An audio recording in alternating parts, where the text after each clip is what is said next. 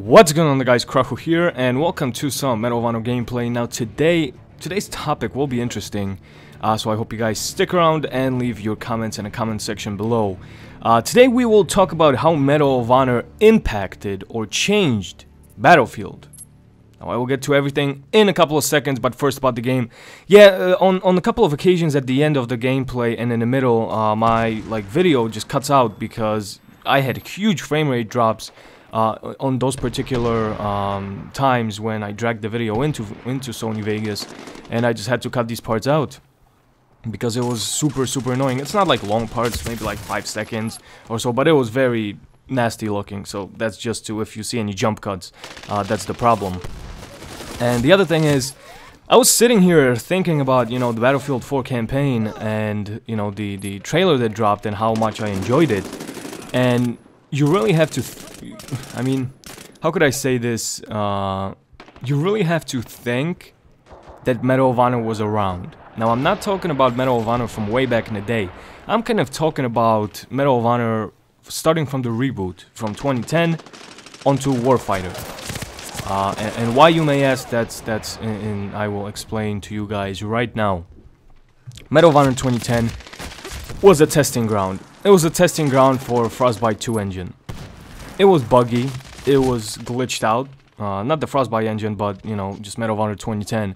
But still, a lot of copies were sold, a lot of people were happy. It had a fantastic campaign, which I urge everybody to play.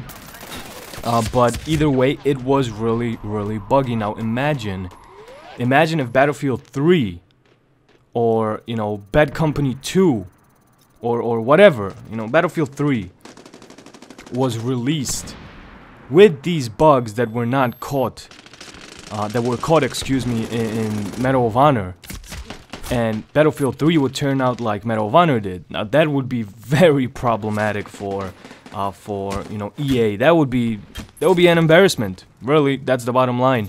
So unfortunately, I don't know. Medal of Honor took the role of a test game, of a pre-Battlefield, and well, that's just what we have to deal with. Medal of Honor's heyday was way back in the day.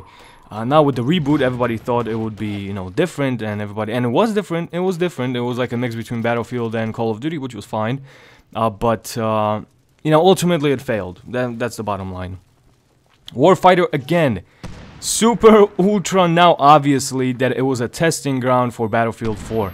They got so many ideas from Medal of Honor that are implemented in Battlefield 4 that it's crazy. It really is crazy. Finally, the campaign for Battlefield is not stiff. It has life to it. If you played Medal of Honor Warfighter campaign, it's very emotional. You get attached to the characters. You get attached to people that you are supposed to be attached. And finally, they implemented that in Battlefield 4. They also took a lot of cool features from Warfighter and, some guns and everything. So, Battlefield 4 really does scream Warfighter, at least in my opinion. And if you ever played Warfighter, maybe you agree with me.